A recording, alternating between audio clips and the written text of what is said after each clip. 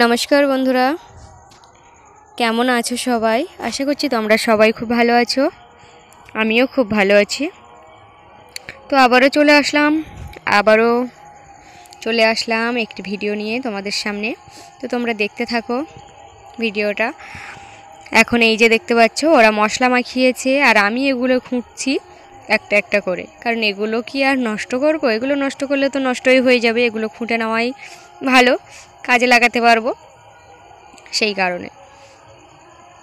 তো সবাই গাছতলায় বসে কুল খোঁটে, ফুল কুড়ায়, আর আমি দেখো পাথর কুড়াচ্ছি গাছতলায় বসে। দেখতে পাচ্ছ, ওটা কিন্তু সবেদা গাছ। তো আগে তো এইগুলো করে নিই, তারপরে না হয় ফুল সবেদা গাছতলায় যা পড়বে আর কি, সেগুলো না হয় কুড়িয়ে নেব। তো আজ যেহেতু এই কাজটা হবে না, সেই জন্য। আর তোমরা দেখলে আমাদের ঘরটা কত দূর এগোলো, প্রায় যেগুলো বেশি বেশি কাজ ছিল, যে কাজে প্রচুর সময় ব্যয় হচ্ছিল, সেই কাজগুলো কিন্তু প্রায় হয়ে এসছে, আর কিছুটা বাকি আছে। এবারে হবে আমাদের যে লেয়ারগুলো উঠেছে না, কলম পেন্সিল যে যাই বলো না কেন, ওইগুলোতে এখন শাড়ি কাপড় কত কি জড়ানো হবে জল দেওয়ার জন্য। সে ভিডিও তোমরা দেখতে পাবে পরে, কারণ জল দেওয়ার জন্য কি কি জড়াচ্ছি ওদের গায়ে, কাঁথা কাপড় চোপড়। আর এখন এখানে দেখো জল ভর্তি হয়ে যাচ্ছে বলে আমি জলগুলো তুলে নিচ্ছি বাথরুমে। আর টুসিবাবু আমার পেছন দেখো কেমন করে ঘুরে বেড়াচ্ছে ম্যাও ম্যাও করতে করতে। তো কাজ করছিলাম অন্য কিছু, এসে দেখি এরকম জল পড়ছে। আর কি করব, জলগুলো ভর্তি করে নিই, কারণ সময় সময় তো আর জল আসে না। আর আমাদের সত্যি বলতে খুবই জলের অসুবিধা হচ্ছে। স্কুলের যে কলটা ছিল তোমরা দেখেছো একটা ভিডিওয়, মন্দিরের পাশে আর কি। তো সে কলটাও খারাপের পথে, 3-4 বার যদি টানি, ওই একটু একটু করে একবারেরই জল পড়বে। সেদিন কলে গিয়ে তো পুরো আধা ঘন্টা লেগেছে আমার কলসি ভরতে, এত কষ্ট হচ্ছিল বলার মতো নয়। তো ওই কলের জল এনে রান্না প্রায় সময় যে হয় তা নয়, এই জলেই রান্না বান্না করি। তো সেই জন্য এই জল আগে থেকেই তুলে নিচ্ছি। দেখা যাচ্ছে কাল সকালে আসবে না জলটা। আর এটা খোলা ছিল, তো আমি এটাতে জল দিয়ে একটু ভালো করে ধুয়ে নিলাম, কারণ যেহেতু কাদামাটির কাজ হচ্ছে, সেই জন্য একটু পরিষ্কার পরিচ্ছন্ন করে নিলাম সবগুলো। আর এই দুটো ড্রাম আছে, দুটো ড্রাম হলেই আমাদের সবার রান্নার জল আর হয়ে যায়। আর আগের ভিডিওতে তো আমাদের দেখিয়েছি, ভাতে যেহেতু পুকুরের জল ব্যবহার করা হয়, তাই আর অত অসুবিধা হয় না।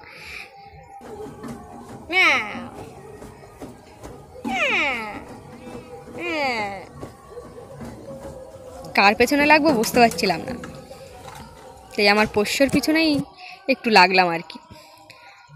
আর মনেই ছিল না ঘাটে এত বাসন রেখেছিলাম। দুপুরে খাওয়া হয়েছে, দুপুরে খাওয়ার পরে প্রচুর রোদ এই ঘাটটায়, সেই জন্য আর মাজা ঘষা হয়নি। আর আজকে যেহেতু 3:30টার দিকে খেয়ে উঠেছি, ওই জন্য আর ভালোও লাগেনি যে এই রোদে বসে আর এত কষ্ট করে মাজা ঘষা করব।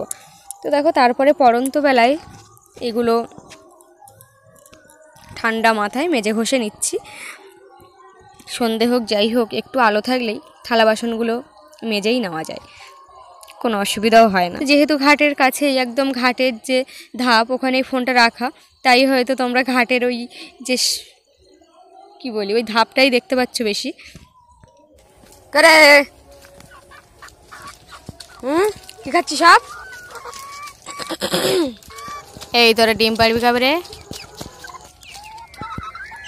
কি খাচ্ছিস? 1 জন 2 জন 3 জন 4 জন 5 জন 6 জন 7 জন, আর 3 জন কই?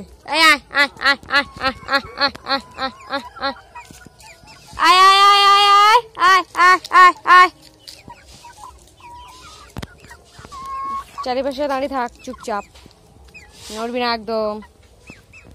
তোরা পিছন চলে আসলি কেন? কুলগুলো তুলি বাবা, এক্ষুনি তারা যদি খায়।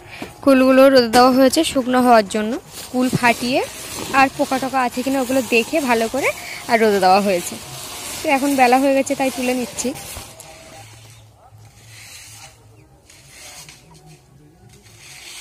বালি খা, বালি খেয়ে মোটা হ।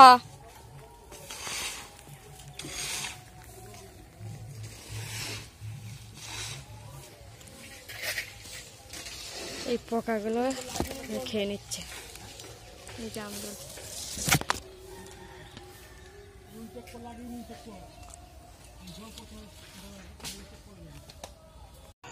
এত কড়া রোদ পড়েছে আর এত গরম যে কেউ আর সহ্য করতে পারছে না, তাই একটু আইসক্রিম খাচ্ছে। আগের দিন তো মটকা মালাই খেলাম, যা বাজে লেগেছে, তা আর ভালো লাগছে না মটকা মালাই খেতে। কিন্তু এই যে বরফটা দেখতে পাচ্ছ, এটা দারুণ টেস্ট খেতে। তো একদম আইসক্রিমওয়ালার বাড়ির এখানে সবেদা গাছতলায় বসিয়ে আমরা আইসক্রিম সবাই খাচ্ছি।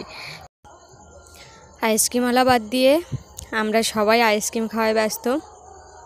তো বন্ধুরা, ভিডিওটা আজ এই পর্যন্ত। ভালো থেকো, সুস্থ থেকো, সাবধানে থেকো। আজ আসি, টাটা।